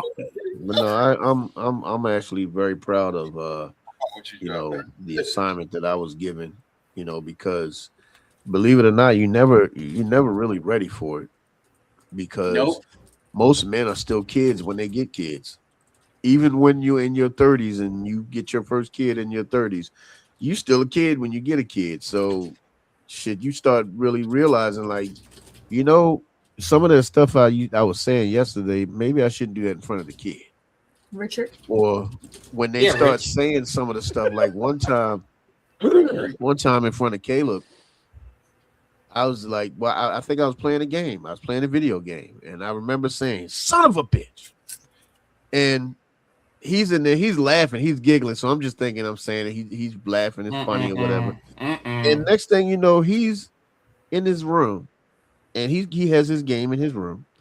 And, once again, fathers are still big ass kids. And so he's in the room and I hear him, something happened on the game. And I hear from the other room, son of a bitch. And let me tell you something. You want to talk about the hardest not try to laugh ever? Because you ain't supposed to laugh at that moment, but it was the funniest shit I've ever heard. It was the funniest thing. It's funny because you know where you got it from. Exactly. That I experienced. I'm I had that same story, different statement. I'm flirting with my fiance. Crazy with the words I'm saying. And all I heard over my shoulder was, I'm standing right here. So I look and it's my daughter. I'm like, shit. Yeah. You gotta temper that speech. Gotta slow that down now. Got to slow that down. But it's like, and like I said, this was this was an assignment for me to put this show together, because I was sitting in that office and Van sending me pictures, and I'm looking for the picture that I want to use of my dad, and Rich sends me an AI picture of who his father. It was different, but the whole idea is that it's like everybody has a different truth to what their father is, and who their father is to who they are. So and I gotta play this one right here because this man spoke some dimes, and I was expecting jokes, and I got dimes. You could go and run it. Your dad deals with struggles that you'll never know about because I don't want you to have to feel the burden of them. It's my job to try my best to make life easier for you so that you can go on and do way more than I ever have.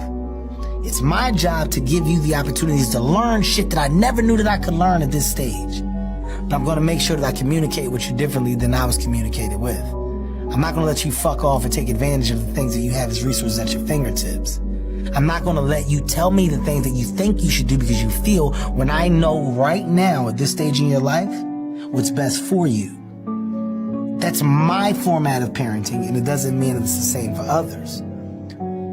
But for the man that I am, I know the type of man that I want my kids to be based off of what my outcome was and is. And I think that if I correctly position them to simply understand, in your older age, you make whatever decisions you want. I'm your father. I'm gonna love you regardless. Has no care or worry to me. I want to know that I did my job for what I was supposed to control. And I want to know that our conversations and our dialogue was always straight up and straightforward enough to where you were comfortable to talk to me, and you were comfortable and feeling like your father has your best interests. Those are struggles that Listen. I agree with everything that man is talking right now. I got a question, and it could be for another episode. Right.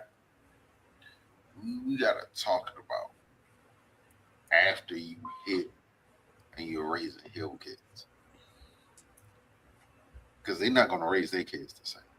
They ain't got the same traumas that we had growing up. Right. They're not gonna have that same. They got the present father. They got the financial stability. They got it. We got to talk about what them kids. But that's another. That's definitely another one. But the whole idea. It's a thought. It's a thought. Yeah. When we was talking, I was like, yeah, but now because I'm a fan, I know his kids getting older.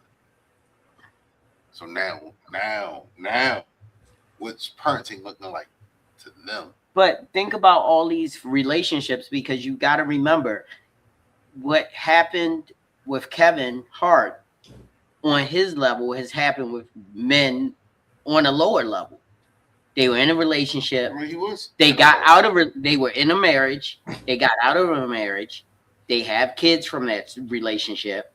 They get in a new relationship, and they've matured, and they've understood that the mistakes that they made, they can't make anymore, and they become a better parent. We hear stories all the time about how men mature and say, hey, my kids now that I have from this relationship didn't meet the man that I am now. They met the dumbass I was then. And now I feel bad because they should have met this man when I had their mother. So I think that's where my generation comes in, because I was raised on that. Right. The dumbass shit. My mother and father was this. They was in the streets. They was doing this. Right. They was doing this shit. I ain't want you to do that shit. Right. Even though I did that, I still was. I'm here with y'all. Right. You feel me? Like, so it's like I'm here. I'm like, all right, boom. So now Ray, for the example, is gonna grow up, and I might tell him some shit that was my experience, but it's not gonna be his experience, right, at all. So then I'm looking at his kids now, right? What his kids is looking at, because he ain't gonna have the same. Right, the world is constantly changing, just like over and over again. It was another comedian, and y'all might remember the stand-up. I can't remember it, but I remember the story where he was like, he took his son back to his uncles and stuff because they wanted him to spend the night. And he was like, I don't want, Alisa D. He was like, his son has never been in the projects. Ali Sadiq, right? Because I heard him too, Rich. That ain't what he said. Don't disrespect that. Well, anyway, whatever his name is, however it's Ali Sadiq. Hold on. What? Don't get lost. Hear the message. He was like, my kid, I took him to the projects, or where his uncles and all were living. He took Hassan to the hood where he grew up, He Right. didn't want to leave him, but he did leave him. He was like, he was going to make it home. He got home and then realized, I can't leave my boy down there like that. Meanwhile, his son, he crept back in the truck and popped up out of the back seat like, I never left. I Right. wasn't staying. Because he was like, I'm not staying in that house. I'm not staying. They got roaches. You know, that I don't live with roaches. I can't live like that. They got a fan in their window. We got central air conditioning. You know, it's like the way he raised his son is not how he was raised. And it took that realization when he was getting ready to go back and get his son, that his son wasn't even going to let him leave him there. Yeah. His And I son think said not about that life. Speaking about when I was listening to Kevin speak, right? Because Yeah. I understand you. Because he done spoke on his story 100 times. Right. Like Steve Harvey from Yeah. he done spoke on his stories 100 times. The kid's not living that. Yeah.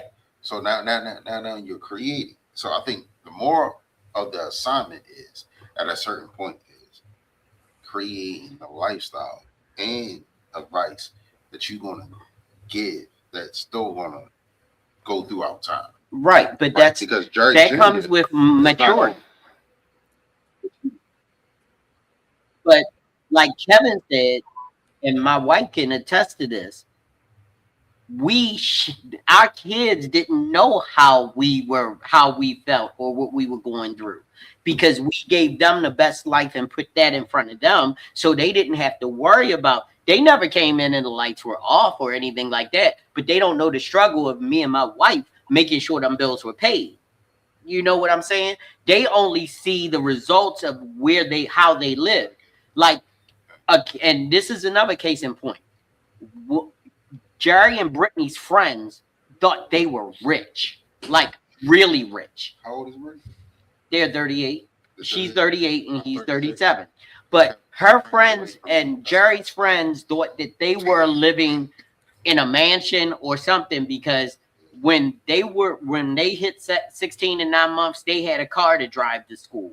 And it had leather, it had a sunroof, it had air. They didn't realize that was Dad's old car that was fully paid for, but Dad took care of that car so it looked brand new. See, but that goes to another thing though, right? You know, it's now you gotta get them from friends that's not from around. But they weren't around their friends that were in the neighborhood. They were around friends that lived in different areas of the city. They were in high school then.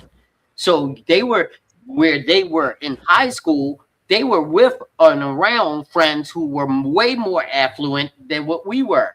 And it wasn't until their friends came over for a sleepover or whatever that they realized they weren't super rich. We were comfortable, but we weren't super rich. Because my kids were shielded from the energy it took to get them to that life that they had comfort in. And that's what we're supposed to do. Our assignment is to make sure our kids live, feel, are educated, and get a better life than what we had.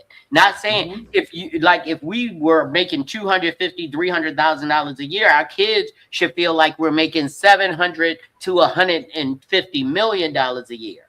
That's what it feels like to them. Was talking, and I always thought I can 100% be wrong. Like, I don't know. Right. But for as my experience and from the people that I talked to, when you saw the most inappropriate shit, and I'm asking this to the whole panel, did it come from home or people outside the home? The most inappropriate stuff is usually from your friends and people that are outside influences. Okay. Porn. Outside for me. Yeah, it definitely was outside for me. Like, we were going to church. There, you know, it's so funny because even in my upbringing, my friends tell me stories that even if you came in our barbershop, because the Grizz had a chance to meet my friends because he came to my barbershop, and he will tell you they were trying to tell him stories about me from back in the day. It was only there a few minutes because they want to tell him about the time when my parents said if you go outside on a Sunday, you gotta stay in your church clothes. Mm-hmm. So I'm up at the basketball court playing basketball in my slippery Earls, dunking on people. Okay. And you putting too much sauce on it. but no, I'm not. You putting too much sauce on it. Okay. You You putting think? too much sauce Okay, on it. Grizz. I'm That's what they said. That's what they said to me. That's what I heard. Grizz, next time you go to that barbershop, ask them, did they see it? They all saw it. They were there. These are people that I grew up with. Like my barber has been cutting my hair for 30 years. Nigga, ain't nobody seen you dunk. Yes, Matter of fact, the one guy said he was out there dunking in church shoes or something like that. Yep. What? It's like, wait a minute. Y'all got understand the barbershop lingo. No, it's all bullshit. No, it's not. No, it's not. These guys, Y'all have a personal I'm not gonna lie style. on this podcast now. We ain't gonna lie. We don't push the narrative. But they were telling him about even other people coming in and talking about that story. I don't even talk about it because to me it was sort of embarrassing because I couldn't change my clothes. Yeah, it was a guy who cut my hair. It was I'm gonna wrap this up. Yeah, it was a guy that cut my hair who was Kara's godfather, right? Mm-hmm. Father's barbershop, and I remember them sitting there. You remember Juan Dixon? Yeah, I know Juan. Juan Dixon. It was like, yeah, Juan Dixon and his son used to play all the time. It wasn't until I was 25 and I realized, yeah, and then you play with Juan Dixon and Justin. He said, oh no, that was just bullshit. No, it was bullshit because that's what they do in the barbershop. I know the barbershop. Your barbershop. They don't any barbershop. But the whole idea is that I was waiting for that. They be ragging on me because the fact that I had to play basketball in my slippery Earls. I don't know. I guess we was uppity because ours was when you get from church, don't you go outside in your good clothes. You better go in there and put the Ooh, I know that was right. Oh no. That's my That was story. a whooping. That's my story, Jay. I don't know about going to the ball, the basketball court. We cannot play in our good clothes and we can't play in our school clothes. Go put them play I clothes didn't play on. basketball. Huh? That's why I Y'all didn't play were basketball. That's why I didn't play basketball because I always had my good clothes. Reverend on. Rogers? No, I was outside. I'm the only Right. one that good. I might I don't know That's it. about you. I don't know. Baltimore. Hold on, Reverend Rogers. When you got out there 4 o'clock service, I don't know if y'all had that. We had the 9 o'clock till 1 o'clock. Then we went to dinner. Then we had the 4 o'clock service. So in the summertime, you had from like 6 to 8 where the sun was out. My mother wasn't letting me go outside play. She was like, if you go outside and hang with your church friends, and you better not mess up your clothes. You did not get to change. We could not change. Don't go out there in them good clothes. Don't go out there in No, them we could good not clothes. change. I get the not changing, but if you got caught playing in your church clothes, it was over. Your It was school over. clothes. What you're saying is you were playing in your school clothes because you came home. You took off this year's school clothes. You put on last year's school clothes. All my clothes were handmade. My grandmother, she was that. She was who child? She was that one. All my uniforms were handmade. And I was the baby, They so I never got took me to the store to buy uniforms. She went and bought the material and said, When I say I had all different flavors and styles, I had a matching vest for every fucking thing.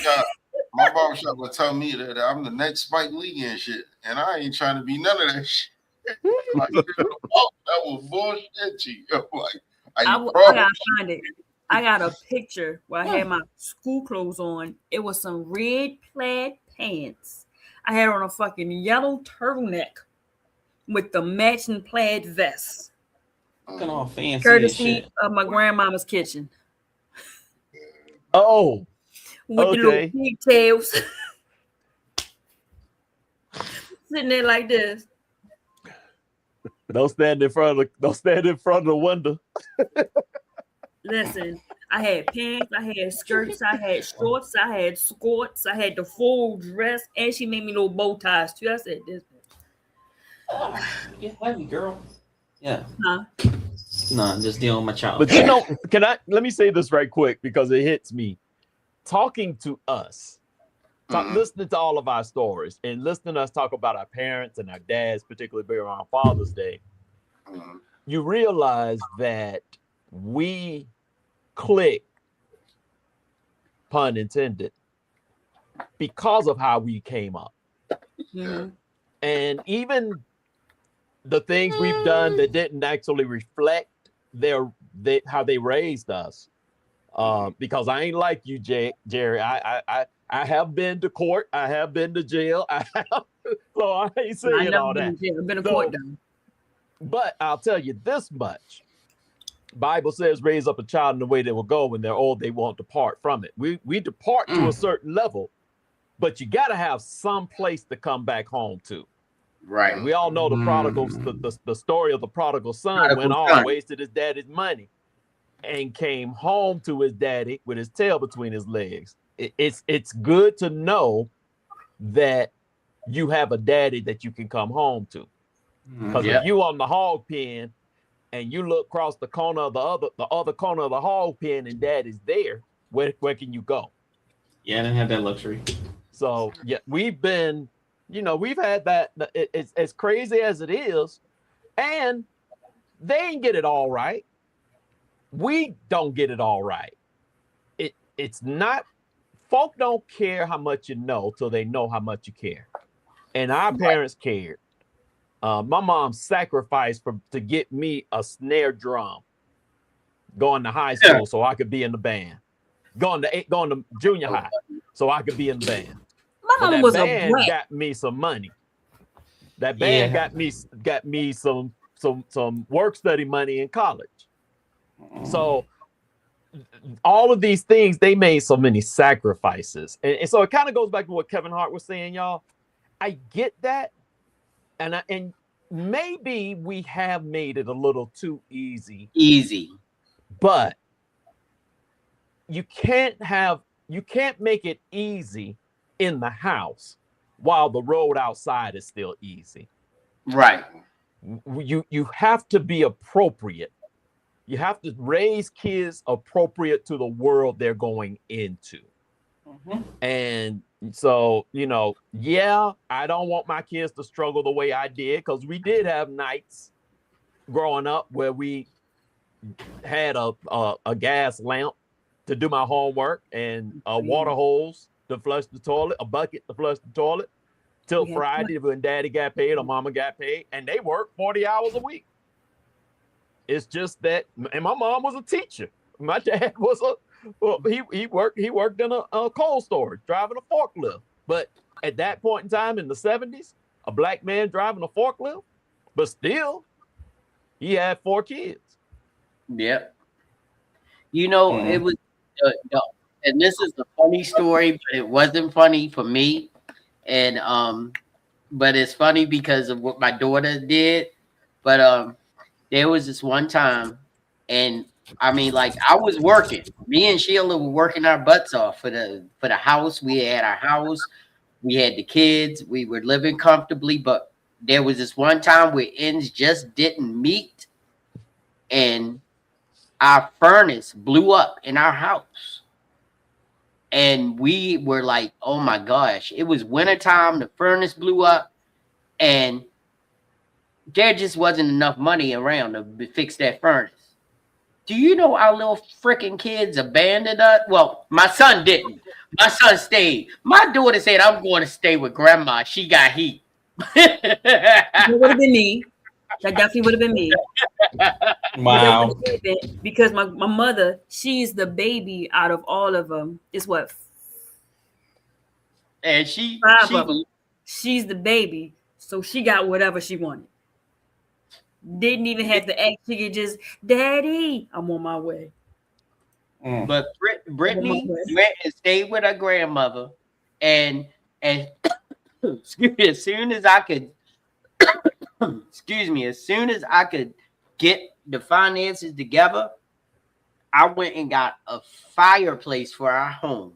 Put it, because I said, even if all we got is gas and electric, we will have the fireplace to heat that damn house. and nobody's ever leaving under this roof again. I don't know how to use it. And as a father, when you sitting on the edge of your bed and you like, I can't even get my kids warm right now. How did I fail that bad that I can't even get my kids warm right now? It's sobering. And from that point, I told Sheila, we will never, ever, ever live like that again. And she will tell you, we have never, ever, ever. If we needed to get a furnace, we getting a furnace. If we needed to get a roof, we getting a roof. Because after that, when my daughter took her little goddamn that little suitcase and went over her grandmother's house, it's funny to me now, but to me it was a traumatic experience because my wife will tell you I was going through hell because I was like, it's no way that I am working as hard as I am and can't provide. Mm-hmm. And that was the point where I said, this will never happen again. And it never has, and it never will. Still got that fireplace? Yes, I goddamn do. But we got it. They on one right now. They on one. And we got the furnace that works, and we got air conditioning and everything. When my wife just redid the whole house so that when my kids come home, they don't gotta sleep on anything smaller than a queen bed. Yeah, let them sleep on the couch. That's your house now. The couch is a queen bed. Listen, because if I go to my mama's, I'm sleeping in the Right, right. We'll come back. But that's the whole idea is that when you've had that point or that, what was that song? Once you had that moment of clarity, you like, I'm never going back there. And I'm going to do everything that I can to keep myself above that situation. And I don't care if I got to get platelets or semen, some way or another, shit is going to get paid. Wow. Damn it. Damn it. Well, what? This can all be avoided, ladies and gentlemen, if you just know how to pull out. Jerry and Brittany sleep there with me. I just while they're over there arguing and bickering, this is for the audience. We got one.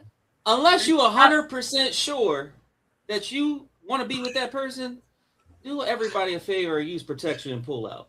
Okay, just take that in because this is how much. Well, you can't say that because some people were orphaned, some people, and they've been some of the greatest human beings in the history of the world. You talking about pull out? You must not have had something. Adopt, don't shop. That's what I always say. Like right now, I'd be talking to an empty block. It wouldn't even be there. We wouldn't even know who John was if that was the case. And we love you, and we're glad that you're here. That's crazy. You are or whatever. That's crazy when you think about it. We all came from some nasty ass sex. I came from a situation. I came from the How do problem you of know somebody nasty? not being able to do anything. I'm trying to say nasty. They could have been baby. They could have had a good group of hog mogs and chitlins. You don't. I came from somebody in that two people being situation. drunk. Right, it's nasty. It's nasty. What? Two people that's being the way drunk. y'all I can't, that's how I came here. One But that's couldn't just stick it kind in the other No, hole. no, I mean, he said, fuck it. That's what happened. I mean, I had to. I ain't gonna lie. I had to say something a little derogatory to this one girl one time because she was getting a little raunchy at the mouth. I said, "Sweetheart, you ain't nothing but a busted nut like the rest of us. Just calm the hell down." Ooh. I've said That's that all you before want. in my You gotta syndicate. get to the point of completion to have a child. So that's not. But that's all you are. everybody not having this butt bunky ass nasty sex that y'all having. Some people were conceived in a missionary position with Otis Redding playing. You don't know what the fuck that brother. shit is. Very position, nigga. That nigga. Van was listening to an Amish band. Legs spread. Talking about you on. I don't want this vision. I'm pretty sure y'all don't either. We know in our hearts of hearts that that's not how it is. Like I stand by what I said. make sure that you know what you're doing when you with the right partner. That's all I'm saying. That's the truth. That's it. Like, don't be me. Yeah, A don't product of somebody being drunk. And then it didn't fit into the anal hole. It didn't fit in the butthole, so it went in the other hole, and he couldn't pull out on time. And then here I am. We know every male ain't a father, and we know every woman ain't a mother. That's And unfortunately, I can say that I had both of that situation. Unfortunately, so. Yo, our moms used to be called good girls. Wow. They still good.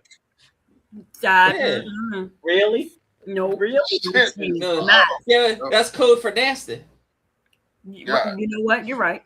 It's code for nasty. Because I hold conversations with your mother, and I just look at her sometimes like, I get it. I am definitely of age, but ma'am. Hey, nothing's ever going to stop me looking at a porn stash and realizing that was my dad in the video. That's all I'm saying. So I know we're a little bit over time, but I gotta play this last video. It's not the last video I pulled, but it's dads don't play.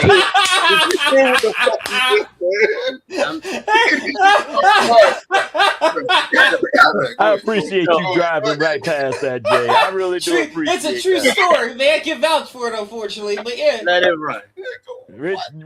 Rich Major stop. I parent poorly and forget Mother's Day. What he told you? Mm-hmm. What did he tell you that? This afternoon, this evening. He told you that you parent poorly. Yes. And to forget Mother's Day. Yeah. He said that to you. Mm-hmm. No, he didn't. Ask no. Yes, I did. Truthfully, I did. You told your mother that she parents poorly and forget about Mother's Day? Why would you tell her that? Have you lost your mind? No. Why would you think that it's okay to speak to your mother like that? To tell your mother that she parents poorly and to forget about Mother's Day? How about we forget about Christmas? How about we forget about that? How about we forget about your birthday? Let's say we forget about that. As a matter of fact, I called Cap. He didn't whip his ass. That's what I was waiting for. Wait a minute. The camera was still running. They cut off the camera at that point. That's they sad. cut off the violence, baby. They cut off the If you're violence. not going to film the whole thing, I call bullshit. You could at least pull them standing up. Y'all ain't got nobody's legal fees. He's not gonna pay his legal fees. Listen, I would film that shit and I would put it in school. Be like, you want me to show everybody? You want to show your friends what I do to you? Listen. But you saw that guy got arrested for whipping his son in the barber shop. For stealing. I'd be like, yes, he deserved it. I definitely would do that. Bullshit. How you gonna arrest me for disciplining my child? Right. How stocky that nigga is, right? So we know he's in good shape. However, why the fuck are they recording this shit? That's my point. Why are we recording this? Recording. I'm tired of these skits. Might have been a skit. I get your point, but I just feel like because that boy said that with his chest. Honestly, I did. I said it. Yeah, who the hell is talking like that? Honestly, truthfully, I did. Why are y'all being photographers right now? No, it's not about being photographers. It's the message. It's the message. The message is flawed. Yes, the message is flawed. We all know it's meant that if our child said that to their mom, who I presume to be black women, it would never came to us. Nope. By the time he said, truthfully, I would have popped out and he lost some teeth. He would have never gotten that whole sentence out of mom. You are bit. And this is why I don't have wait a kids. minute. And then be like, this is why your child looks like this. But that's your home. That's your home. Everyone else agreed. My wife will never put her hands on either one of her kids. But she never. But the woman who has never spanked and never put her hands on either one of her kids. You know why? Because they never said that dumb shit to her. Look at your wife right now. She did. It never got to that point. She She instilled the discipline. Sheila, walk to the front. Walk to the front. Yeah, come to the front. There, but by the grace of God, go I. Right. You can't see her. You can't see her. The camera zoom. There you go. Hey there. It never got to that point. Never got to that point, but exactly. No, You see how she just leaned in? That's what she gave him. She gave exactly. him that. Brittany and Jerry got some of the slickest tongues in the history of the world, and I've restrained myself from choking them that fuck out. So don't play. No, you know, we let a child get away with saying something like that to me. Now, come on, don't sit there and say that. Don't do me like that. Oh, snapples. She'll talk to me like that, and she'll be like, with Jerry and Brittany, she'll be like, you better be quiet. Don't listen. I believe know Sheila. I know. I believe Sheila. She laughing the whole time. She put the fear of God in the children. Absolutely. You want me to hit him? I don't know. In the black homes, we gotta admit this. It's just a little different. We don't play There's with our moms. We do not play with our moms. We No. I gotta be. I don't have to. As a I male, my father. I try our dad a little bit. Right. You got beat with the buckle. The My belt. kids did not play with me. My kids did not play with me. You know they did. To this day they don't. I only had to put hands and feet on Caleb one time. One time. That's it. I never had to One do it time. again. Never do it again. His mother had to do it. Oh, she didn't. Point exactly. Right. No, one but time. When it got to that, no, they played. We protect our moms for 100%. Wait a minute. We do not play with them. But We this is try the our whole best. idea. The one time I gave them a beat and they were with their mother, and she told me what they did, and I beat them for it. Same with mine. Same with mine. No. Is My that father not gave the me my mother, situation? my grandmother, my grandfather? Oh, they gave me the big. You told me the kids were fighting each other, and I told you the one thing that don't go on in my household is fighting inside the household. Someone go outside. No, they don't fight each other. Period. Because that would have been my thing. Bring your ass outside. No, they were outside and they were fighting each other, and I don't play that. You supposed to be there for each other. After that ass whipping, they never ever had to bring anything home because they beat everybody ass outside the house. See, like I said, That's, we can avoid all this. I agree with that one though. This is why I always say we can avoid all this just by pulling Don't out. fight each other, fight for each other. No, we fought each other. It worked. Because when I had to put hands to ass, they realized it was what I wanted. Nah. We was doing some WWE moves in there on each other. Oh, they looking each other up. They fight all they wanted. I didn't care if they was in the house grab assing and playing fun. No, we wasn't playing. We was fucking each other up like outside. Look. He got a totally different meaning on everything I say. No, we don't say that. No, we like me and my brothers. We I got to be grab ass in my house, nigga. Yeah. Because we grew up in the era with the Road Warriors and shit, so we did some horrible stuff to each other. Like, when the DDT first hit, when the DDT first came out, I DDT'd a friend of mine and gave his ass a concussion. Mm-hmm. I did not know that. I didn't know that he released the head and put the head here. Was it a So girl? his whole head went into the damn concrete in the basement. I didn't DDT a girl, but I Stone Cold Stunner. So yeah, That's what we was doing. and we did the Doomsday device. Yes. That wasn't allowed in people. Yes. You don't fight women. That's why we say we tougher than a lot of these kids out here, man, Not even because playing. we did that shit on to the each other. concrete. We good and tougher than. You Yeah. know something? It's a They lot of still things. bristle. Saying We this, didn't need no. We didn't need I'm saying no this very seatbelts. respectfully, guys. There's a lot of things. Sometimes I think some of these kids, some of them still got a soft spot. I know. Yeah. The whole body. You are not. Man, we was tough as hell, man. Like we did stuff. We did the worst shit. You got He was secrets. chilling in the Like back I of the remember wagon giving a for friend of fun. mine. I remember this dude giving me a Russian sickle. Y'all remember Nikita Koloff? Yes. They talk to each other more than When he gave me a Russian sickle, that shit hurt like a. Oh Shit my hurt. god, Got you right in the fruit. Yeah, I did Got that you shit. right in the fruit.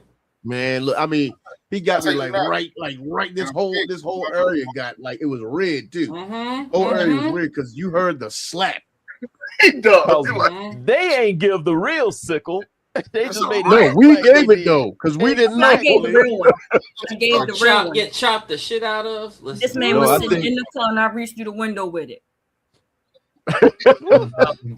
No, you Well, know guys- what was the worst what's the worst move that I did was me and a friend of mine named Keith. We was like the neighborhood tag team champions, and we used to do that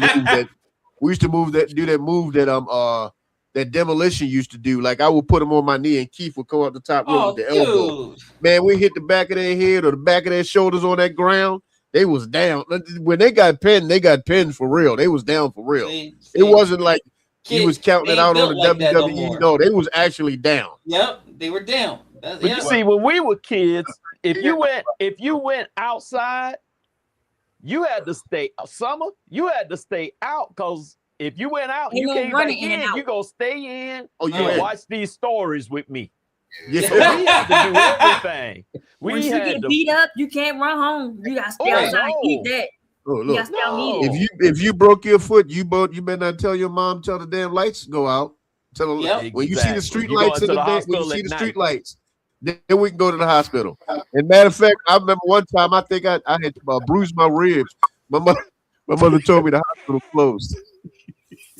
I don't think my kids have ever drank from a water hose. What? I don't think my kids have That ever was the drank from a best water last hose. time ever.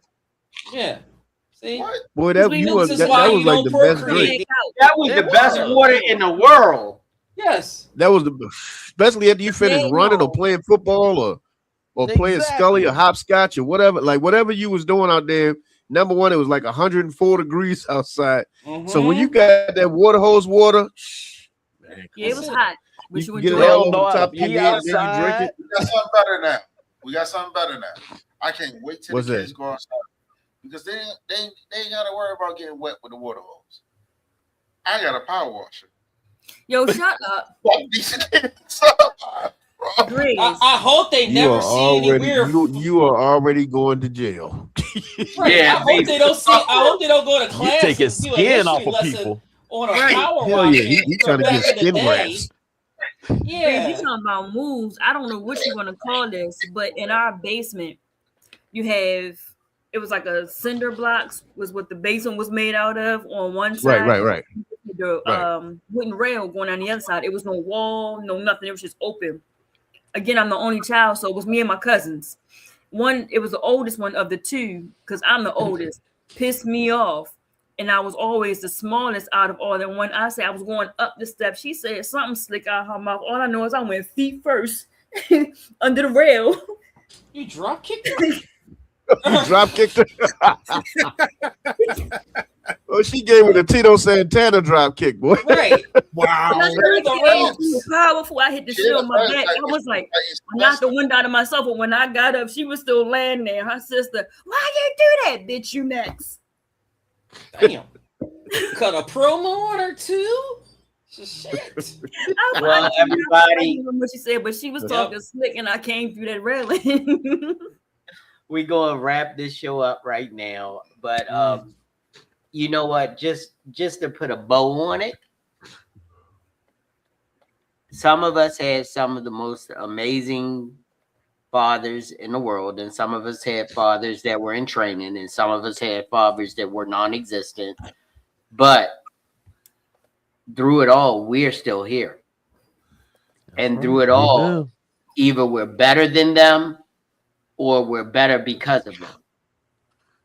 So, you know, shout out to the fathers, shout out to the real dads. Pray for the ones that weren't the dads that you wanted, but because of them, you're a better parent to your kids.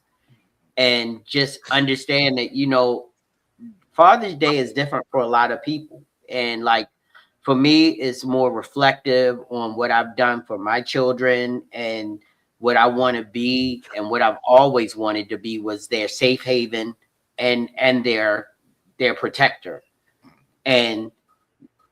But I never coddle. Don't ever coddle them. make sure that you know there's I'm not your friend, I'm your father. I ain't how you say on I ain't one of your little friends. yeah. I don't need you got enough friends. You need somebody who's going to do the tough things when you need it. That's one thing. Yeah. We are speaking about good fathers. We're not talking about Ghost and Tariq. I just want to let y'all know that. Go ahead. Just because of the intro? I'm sorry. Damn it. I just want to let niggas know. But the sentiment Just was real. damn it.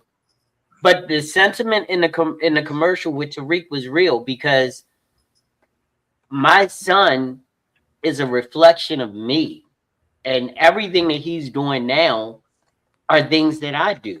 He's just better at it. He's doing it on a different level, and I'm glad. Now they were drug dealers and killing people. Again, I talk about Ghost and Tariq. Yeah. Yeah.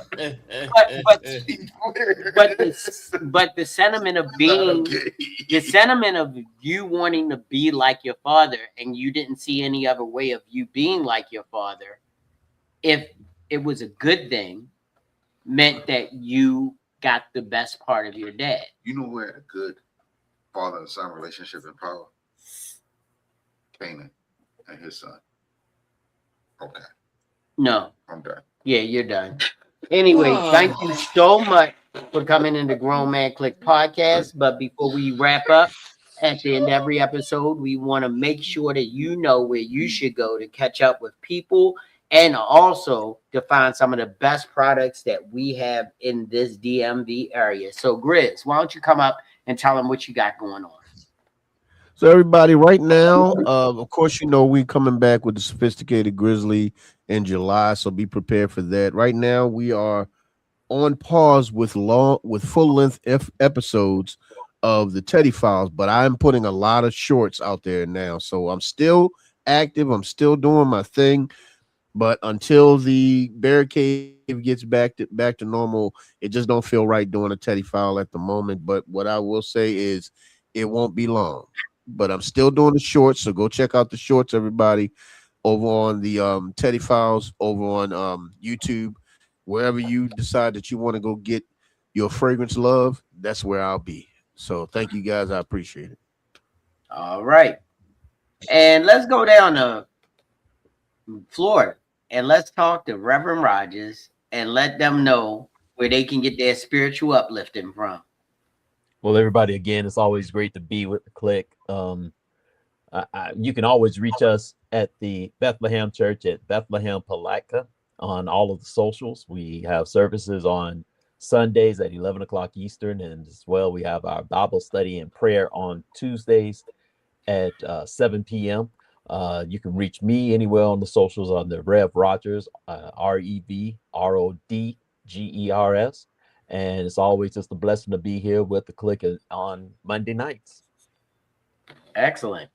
And it's summertime, but any time of the year is good to de-ashify yourself. You know, this is probably, luckily, the first time that I had on shorts, but the camera didn't show that my knees was out. I'm so happy of that. But we got somebody who always will make sure your knees look good, your elbows ain't ashy, and your face is classy. And that's Miss J. Nicole. Tell them about it. I don't know about the last part. But yes, you can find me at jaimore.com, JAIAMOUR.com for all your luxurious body butter needs. We'll be switching up some things here shortly. One of my suppliers went out of business, so we got to revamp some things. But we're still here. We're still here. Come get your fragrances and your butters, your scrubs, all of that greatness still available. Come and see me. All right. And of course, Mr. Vicissitude, come on up and tell them what you have going on in your future. Well, you know, being a dad, right? So, vicissitudemagazine.com, redmidnightmag.com. There are some things coming up. I do have some announcements coming. Hey, you. But you know, in due time, we got a couple more weeks, got a couple things we're ironing out, but you know, we're gonna be having some really big announcements, and we'll have some more issues coming out very soon as well, as long as I can nurse this child. All right. So we're at the end of another amazing episode, and we want to thank you all for coming in, from Tony and all of the people that were in the Peanut Gallery, and from Reverend Rogers, Sophisticated Grizzly, Jay, Mr. Vicissitude. Of course, Van Gogh is one of us. And of course, right here next to me, Rich is here. And Sheila behind the ones and twos taking care of the show tonight. Thank you so much. We appreciate you. We only want you to do 3 little simple things that'll help out our podcast. Like, share, subscribe. If you do those, we'll grow. Let somebody else know where they should spend their Monday nights, because we love having you here and we love being here. The Grown Man Clique. We are just doing it big on Monday night. So, as we say at the end of every podcast, do good. Do really good. But if you're going to do bad, do really bad, so that they know that you meant it. Peace. We out.